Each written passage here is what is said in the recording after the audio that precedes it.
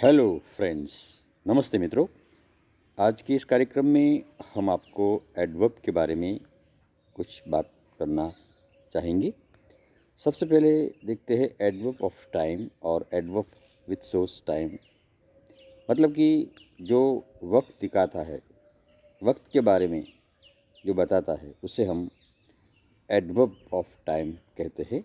जैसे कि my father gets up early in the morning. Early in the morning, year early जो है वो एडवर्ब है, क्योंकि वो वक्त दिखाता है। I have not seen him since last 3 days।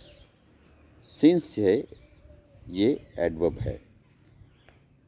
पहले सेंटेंस में my father gets up early in the morning, मेरे पिताजी सुबह उठते हैं बहुत ही अर्ली, यानी कि जल्दी उठ जाते हैं। आई have not seen him since last 3 days, मैंने उनको 3 दिनों से देखा नहीं है। सिंस और अर्ली दोनों एडवर्ब है। ही टेक्स एक्सरसाइज डेली, ये डेली जो है वो एडवर्ब है, वो हर रोज़ व्यायाम करता है। I often visit to his house, मैं कई बार उसके घर जाता हूँ। He has already finished his work, उसने अपना काम पूरा कर दिया है। यहाँ पर ऑलरेडी एडवर्ब है। That day he arrived late, उस दिन वो लेट आया था, तो यहाँ पर लेट जो है वो एडवर्ब है, देर से आया था। I have heard this before, मैंने ये पहले सुना है, तो यहाँ पर बिफोर शब्द है वो एडवर्ब है।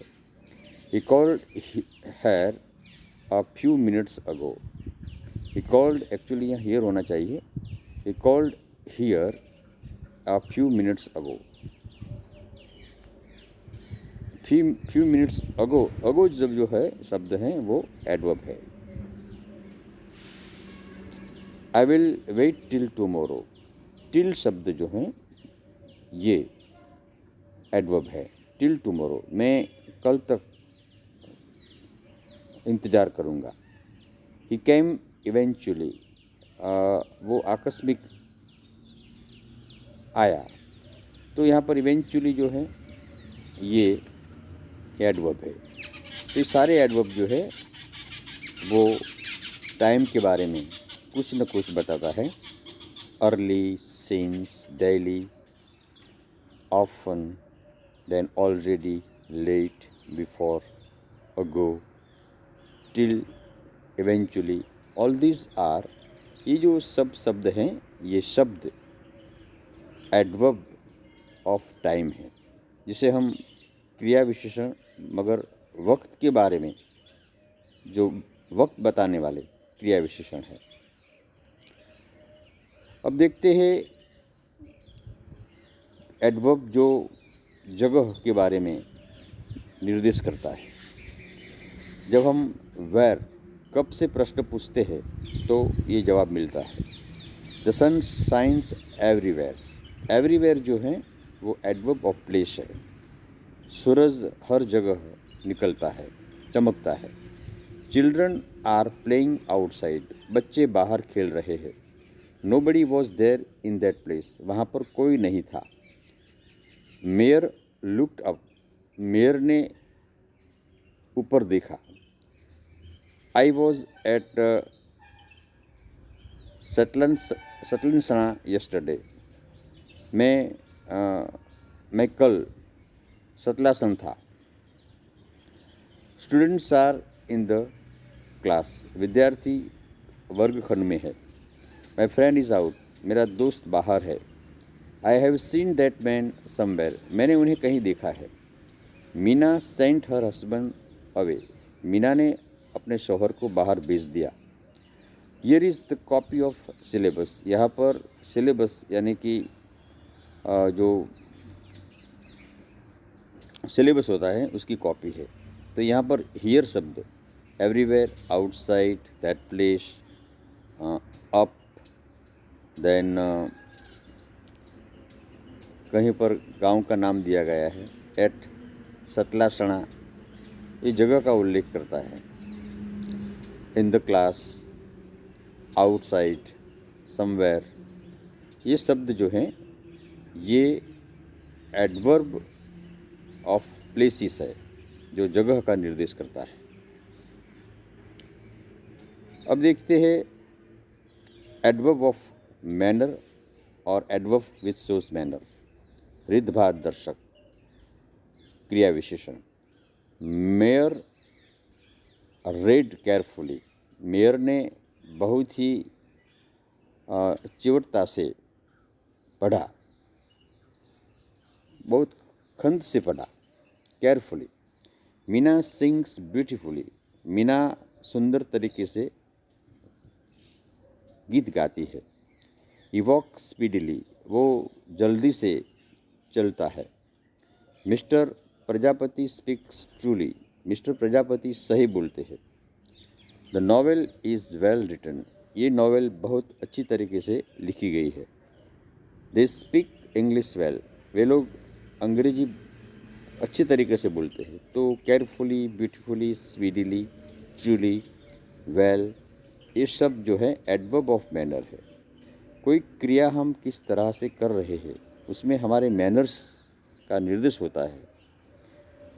और देखते हैं सी वर्क हार्ड, उसने सख्त मेहनत की।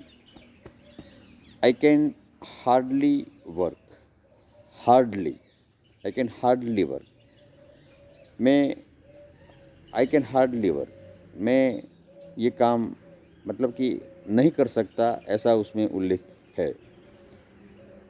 मुझसे ये काम सख्त तरीके से करना नहीं आता, इसमें नेगेटिव सेंस है। I can hardly work. He came very near, वो मेरे बहुत ही करीब आया। ही इज़ नियरली ब्लाइंड, वो अंधा है। ये सब शब्द जो हैं वो क्रिया विशेषण हैं। Raju came late, I have not seen my brother lately, कुछ दिनों से मैंने मेरे भाई को देखा नहीं है। तो ये सारे के सारे एडवर्ब ऑफ मैनर है जो हमारे रिद्धभात का निर्देश करता है। अब देखते हैं एडवर्ब ऑफ रीजन और adverb which shows reason. Purpose, हेतु दर्शक, जैसे कि I am glad to see you, I am glad to see you, आपको मैंने देखा तो मैं खुश हूँ। वी ईट टू लिव, हम इसलिए खाते हैं कि हम जिंदा रह सके। Manuj came to my house to help me, to help me, Manuj का आने की वजह क्या है? मुझे मदद करने की। तो यहाँ पर भी एडवर्ब ऑफ रीज़न है। टू सी यू, तो यहाँ मिलने का। टू लिव, यहाँ जीने का।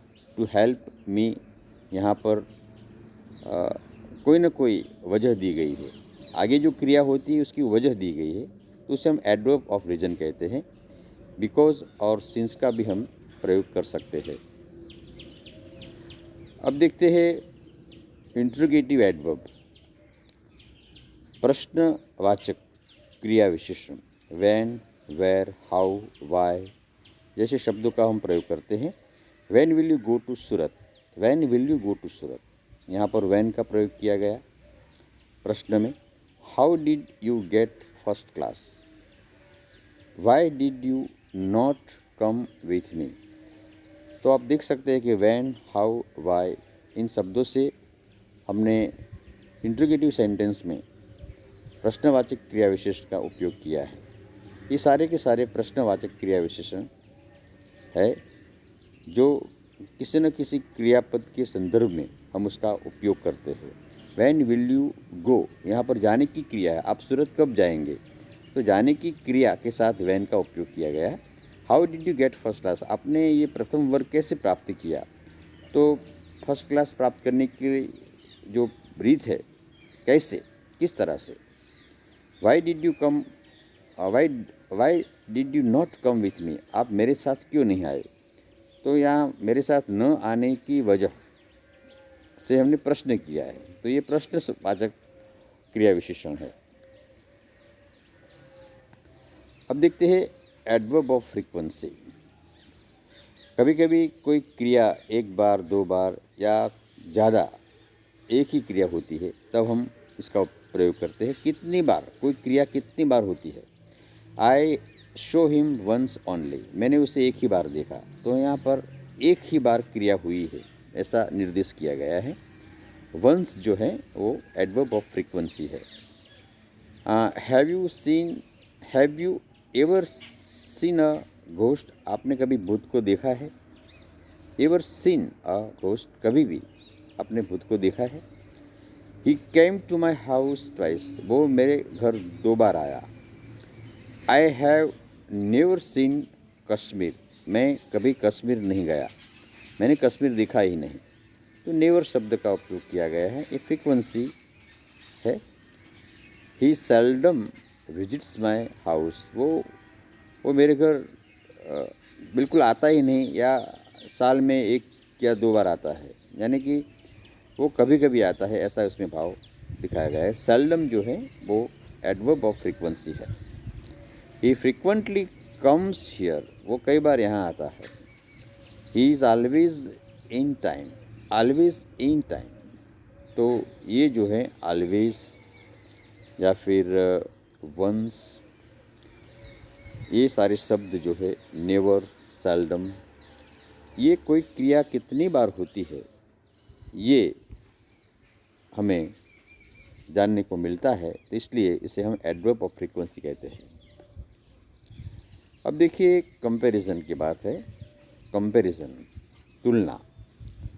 तुलना की जब बात आती है तब एडवर्ब ऑफ कंपैरिजन, जैसे कि he is as clever as is brother, वो अपने भाई जैसा ही होशियार है। एज का प्रयोग किया गया। Jitendra is younger than Rajesh, Jitendra जो है वो राजेश से यंग है, यानी कि उम्र में वो छोटा है। He runs more quickly than Avani, वो जो है वो अवन से ज़्यादा तेज़ से दौड़ सकता है या दौड़ता है। Hina writes better than Avani, Avani से अच्छी तरीके से हिना लिखती है। तो यहाँ पर कंपेयर किया गया है, better than, quickly, younger, clever, ये सारे एडवर्ब ऑफ कंपैरिजन है जिसमें हम कंपेयर करते हैं। अब देखते हैं एडवर्ब ऑफ कंडीशन, जिसमें कोई ना कोई शर्त रखी जाती है। इसका प्रयोग हम इफ़, अनलेस से करते हैं।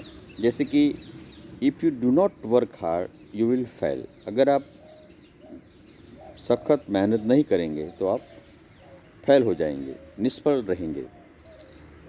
तो यहाँ पर कंडीशन क्या है पास होने के लिए? Hard work. If she does not work fast she will miss the bus, अगर वो जल्दी से नहीं चलेगी तो वो बस को मिस करेगी। तो बस को पकड़ने के लिए, बस को कैच करने के लिए, यानी कि बस में बैठने के लिए मिस न हो जाए, इसलिए शर्त क्या रखी गई है? उसे तेज़ी से चलना होगा। Unless you purchase a licence you can not drive a car, अगर आपके पास लाइसेंस नहीं है तो आप गाड़ी नहीं चला सकते। गाड़ी चलाने के लिए आपके पास लाइसेंस होना चाहिए। तो ये जैसे एक कंडीशन है, एक शर्त है।